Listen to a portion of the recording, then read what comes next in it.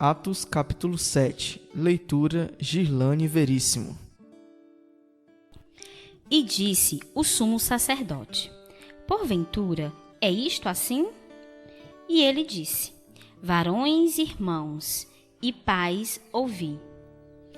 O Deus da glória apareceu a Abraão, nosso pai, estando na Mesopotâmia, antes de habitar em Harã. E disse-lhe: sai da tua terra e dentre a tua parentela, e dirige-te à terra que eu te mostrar. Então saiu da terra dos caldeus e habitou em Harã. E dali, depois que seu pai faleceu, Deus o trouxe para esta terra, em que habitais agora. E não lhe deu nela herança, nem ainda o espaço de um pé, mas prometeu que lhe daria a posse dela, e depois dele a sua descendência, não tendo ele filho. E falou Deus assim: que a sua descendência seria peregrina em terra alheia, e a sujeitariam à escravidão, e a maltratariam por 400 anos. E eu julgarei a nação que os tiver escravizado, disse Deus. E depois disto sairão e me servirão neste lugar. E deu-lhe o pacto da circuncisão. E assim gerou a Isaque e o circuncidou ao 8º dia. E Isaque a Jacó, e a Jacó aos 12 patriarcas. E os patriarcas, movidos de inveja, venderam a José para o Egito. Mas Deus era com ele e livrou-o de todas as suas tribulações, e lhe deu graça e sabedoria antes de Faraó, rei do Egito, que o constituiu governador sobre o Egito e toda a sua casa. Sobreveio então a todo o país do Egito e de Canaã fome e grande tribulação, e nossos pais não achavam alimentos. Mas, tendo ouvido Jacó que no Egito havia trigo, enviou ali nossos pais a primeira vez. E, na segunda vez, foi José, conhecido por seus irmãos, e a sua linhagem foi manifesta a Faraó. E José mandou chamar a Jacó, seu pai, e a toda a sua parentela, que era de 75 almas. E Jacó desceu ao Egito e morreu, ele e nossos pais. E foram transportados para Siquém e depositados na sepultura que Abraão comprara por certa soma de dinheiro aos filhos de Amor, pai de Siquém.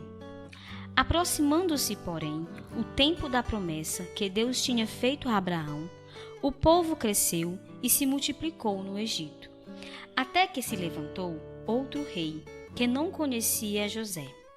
Esse, usando de astúcia contra a nossa linhagem, maltratou nossos pais ao ponto de os fazer enjeitar as suas crianças para que não se multiplicassem. Nesse tempo nasceu Moisés, e era muito formoso, e foi criado 3 meses em casa de seu pai. E sendo enjeitado, tomou a filha de Faraó e o criou como seu filho. E Moisés foi instruído em toda a ciência dos egípcios, e era poderoso em suas palavras e obra. E quando completou a idade de 40 anos, veio-lhe ao coração ir visitar seus irmãos, os filhos de Israel. E vendo maltratado um deles, o defendeu e vingou o ofendido, matando o egípcio. E ele cuidava que seus irmãos entenderiam que Deus lhe havia de dar a liberdade pela sua mão. Mas eles não entenderam. E no dia seguinte, pelejando eles, foi por eles vistos e quis levá-lo à paz, dizendo: varões, sois irmãos, por que vos agravais um ao outro? E o que ofendia o seu próximo o repeliu, dizendo: Quem te constituiu príncipe e juiz sobre nós? Queres tu matar-me como ontem mataste o egípcio? E a esta palavra fugiu Moisés, e esteve como estrangeiro na terra de Midian, onde gerou 2 filhos. E completados 40 anos, apareceu-lhe o anjo do Senhor, no deserto do monte Sinai, numa chama de fogo, de um sarçal. Então, Moisés, quando viu isto, lhe maravilhou da visão, e aproximando-se para observar, foi-lhe dirigida a voz do Senhor, dizendo: Eu sou o Deus de teus pais, o Deus de Abraão, e o Deus de Isaque, e o Deus de Jacó. E Moisés, todo trêmulo, não ousava olhar. E disse-lhe o Senhor: Tira as sandálias dos pés, porque o lugar em que estás é terra santa. Tenho visto atentamente a aflição do meu povo que está no Egito, e ouvi os seus gemidos, e desci a livrá-los. Agora, pois, vem e enviar-te-ei ao Egito. A este Moisés, ao qual haviam negado, dizendo: Quem te constituiu príncipe e juiz? A este enviou Deus como príncipe e libertador, pela mão do anjo que lhe aparecera no sarçal.